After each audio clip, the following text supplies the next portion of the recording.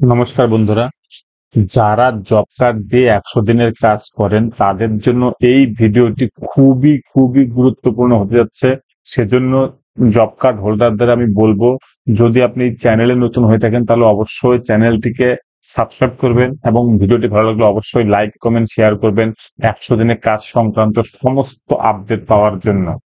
আপনাকে আমি দেখাচ্ছি, এটা ১০০ দিনের কাজের যে ওয়েবসাইট, সেটা যেখান থেকে আপনি সমস্ত কিছু এখান থেকে চেক করতে পারবেন রিপোর্টে। অর্থাৎ ১০০ দিনের কাজের যাবতীয় রিপোর্ট কিন্তু আপনি এইভাবে চেক করতে পারবেন। আমি আপনাকে যে স্ক্রিনের যে ওয়েবসাইটে দেখাচ্ছি সেখান থেকে দেখুন। আমি আজকে কথা বলবো এনপিসিআই ম্যাপিং। আপনার যদি এনপিসিআই ম্যাপিং করা না থাকে তাহলে পরে কিন্তু আপনি ১০০ দিনের কাজ করতে পারবেন না। এটা কিন্তু নতুন গাইডলাইন এসেছে।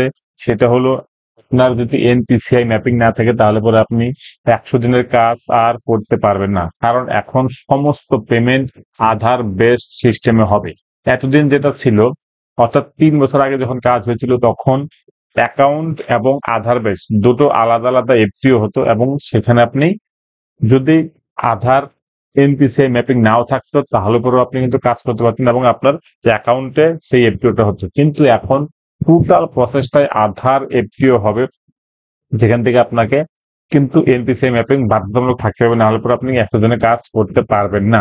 আর এনপিসিআই আপনার আছে কি নেই সেটা কিন্তু আপনি ডাইরেক্ট এই রিপোর্ট সেকশন থেকে পাবেন না। তো তার জন্য একটা প্রসেস আছে, সেটা আমি আপনাদের দেখিয়ে দিব কিভাবে করতে হবে। কারণ এটা করার জন্য যেটা করতে হবে সেটা হলো গিয়ে আপনার গ্রাম পঞ্চায়েতে যোগাযোগ করতে হবে আপনাকে, যে আপনার এনপিসিআই ম্যাপিং আছে কিনা। অথবা আপনাকে আমি একটা নতুন প্রসেস দেখিয়ে দিচ্ছি, সেটা দিয়ে আপনি চেক করে নিতে পারবেন আপনার এনপিসিআই আছে কিনা। এটা হলো গিয়ে গ্রাম পঞ্চায়েত থেকে যখন লগ ইন করে তখন কিন্তু এই ব্যাপারটা দেখা যায়। দেখুন, এখানে এনপিসিআই ব্যাপারটা দেখাচ্ছে। এটা কিন্তু গ্রাম পঞ্চায়েতের লগ ইন সাইট, সুতরাং আপনি কিন্তু এটা করতে পারবেন না। আপনাকে জাস্ট আমি দেখানোর জন্য একটা দেখাচ্ছি। দেখুন, এখান থেকে আপনি যে কোনো একটা ভিলেজ সিলেক্ট করলে দেখুন এদের হলো গিয়ে এনপিসিআই ম্যাপিং করা নেই। এর জন্য কিন্তু এদের এখানে শো করছে। এদের কিন্তু প্রত্যেকের এনপিসিআই ম্যাপিং করতে হবে। বেশিরভাগ জিপিতেই 80% প্রায় এনপিসিআই ম্যাপিং হয়ে আছে, বাকি যেগুলো আছে সেটাও কিন্তু কমপ্লিট করতে হবে।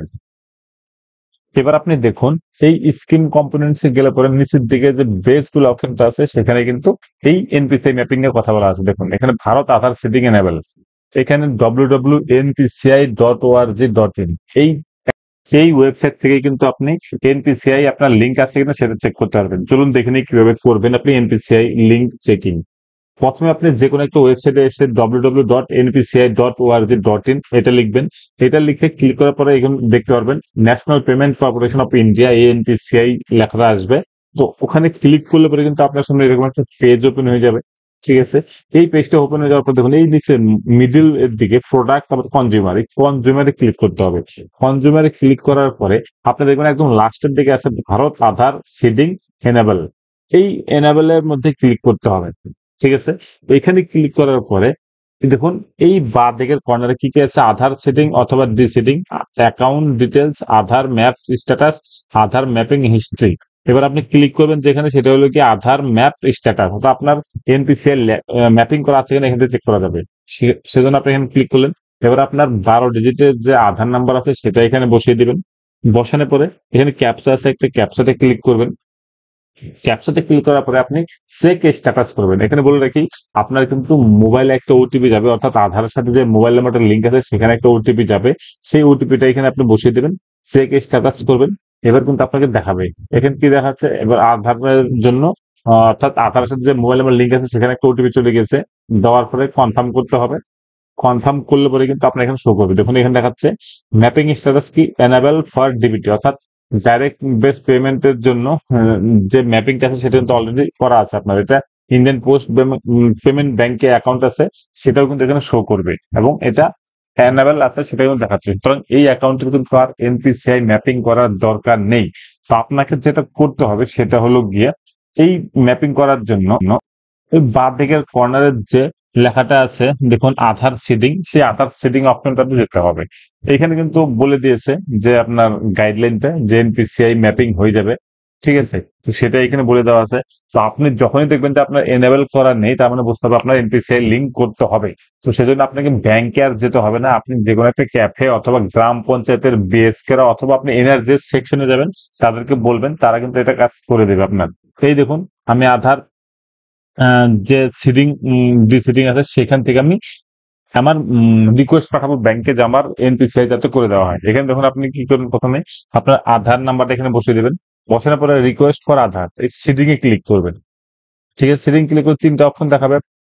তারপরে ফ্রেশ সিটিং, মুভমেন্ট দেখাচ্ছে এখানে একটা, আপনি যদি অন্য ব্যাংকে শিফট করতেন সেটা, প্লাস হলো গিয়ে অন্য ব্যাংক অথবা আপনার সেম ব্যাংক কিন্তু অন্য অ্যাকাউন্ট, সেটাও অপশন আছে। আপনি ফ্রেশ সিটিং হিসেবে এখানে দিতে পারেন, যেটা আপনার লিঙ্ক করা নেই এনপিসিআই। যখনই আপনার এনাবেল দেখাবে না তখনই কিন্তু এটা করতে হবে। যদি আপনার এনাবেল দেখায় তার মানে আপনার এনপিসিআই করার দরকার নেই। ঠিক আছে? আর এই ব্যাপারে কিন্তু আপনাকে গ্রাম পঞ্চায়েতও বলে দিতে পারবে যে আপনার লিস্টে নাম আছে কি নেই। ওকে, তো দেখুন এটা আমি করে দিলাম। এবার আপনার যে ব্যাংকে সাথে জব কার্ড লিঙ্ক করা আছে সেই জব কার্ড অ্যাকাউন্ট নাম্বারটা এখানে বসে, ব্যাংকের নামটা বসে দিলাম। তারপরে এখানে আপনার অ্যাকাউন্টটা বসে দিতে হবে। তারপরে এই ড্রপ বক্স যেটা আছে সেটা ডিক্লারেশন, এই ডিক্লারেশনে ক্লিক করবেন। তারপরে এখানে একটা ক্যাপচা আছে, সেই ক্যাপচাটা বসে সাবমিট করবেন। ঠিক আছে, এরপরে কি হবে, আপনাকে কিন্তু অটোমেটিক একটা রেফারেন্স নাম্বার দিয়ে দিবে। দেখুন এখানে নিচের দিকে আবার চেক করা যায় যে আপনার ম্যাপ হলো কিনা। ঠিক আছে, সেই ম্যাপ হলো কিনা আপনাকে রিকোয়েস্ট যখন করেছিলেন তখন একটা কিন্তু রেফারেন্স নাম্বার দেবে। সেই রেফারেন্স নাম্বারটা এখানে কিন্তু বসিয়ে দিতে হবে। ঠিক আছে, দেখুন এখানে রেফারেন্স নাম্বার এখানে বসাবেন। তারপরে চেক স্ট্যাটাস করলে পরে কিন্তু আপনার দেখাবে যে আপনার এনপিসিআই লিঙ্ক হলো কি হয়নি। এবার যদি হয়ে যায় তাহলে পরে আপনাকে গ্রাম পঞ্চায়েতকে অবশ্যই জানাতে হবে যে আমার এনপিসিআই টা একটু চেক করে দেখুন যে লিঙ্ক হয়ে গেছে কিনা। যদি হয়ে যায় তারপরে গ্রাম পঞ্চায়েতের কিছু কাজ আছে, তারা সেই কাজটা করে দেবেন। ঠিক আছে, করলে পরে কিন্তু আপনি এই এনপিসিআই ম্যাপিং হয়ে যাবে এবং আপনি ১০০ দিনে কাজ করতে পারবেন এবং আপনার কোনো বাধা থাকবে না ১০০ দিনে কাজ করতে। এই কাজটা তো আপনাকে করতেই হবে, না হলে পরে আপনাকে আধার, অ্যাকাউন্ট সমস্ত কিছু নিয়ে ব্যাংকে যেতে হবে, ব্যাংকে থেকে এনপিসিআই ম্যাপিং করে আনতে হবে। ঠিক আছে, তো তার আগে অবশ্যই আপনি গ্রাম পঞ্চায়েত যোগাযোগ করে নেবেন। এবার চলুন দেখাই সংসদে ১০০ দিনের টাকা চাওয়া নিয়ে কি বলল মন্ত্রী। এবার কাকলী ঘোষ দস্তিদার, পশ্চিমবঙ্গের এমপি, তিনি এই সংসদে বলেছিলেন যে আমাদের পশ্চিমবঙ্গে যে ৭,০০০ কোটি টাকার ডিউ আছে সেটা কেন দেওয়া হচ্ছে না। এইটা কোশ্চেন করেছিলেন সংসদে। এই কোশ্চেনের উত্তরে পঞ্চায়েতি রাজমন্ত্রী রাজীব রঞ্জন সিংকে বলেন এই ব্যাপারটা। তখন তিনি বলেন যে এই ব্যাপারটা আমার দেখার ব্যাপার নয়, এটা শিবরাজ সিং চৌহান যিনি আছেন তার দপ্তর, তারই দেখার কথা। তো এই কথা বলার পরে তিনি বলেন যে আহ, এইখানে আলাদা নিয়ম চলে, পশ্চিমবঙ্গে আলাদা নিয়ম চলে, সেজন্য টাকা দেওয়া হয় না। সুতরাং আপনার নিয়ম মতন চলুন, টাকা দিয়ে দেওয়া হবে। এবার দেখা যাক ভবিষ্যতে এই ৭,০০০ কোটি টাকা পেন্ডিং আছে সেটার দায় কিনা।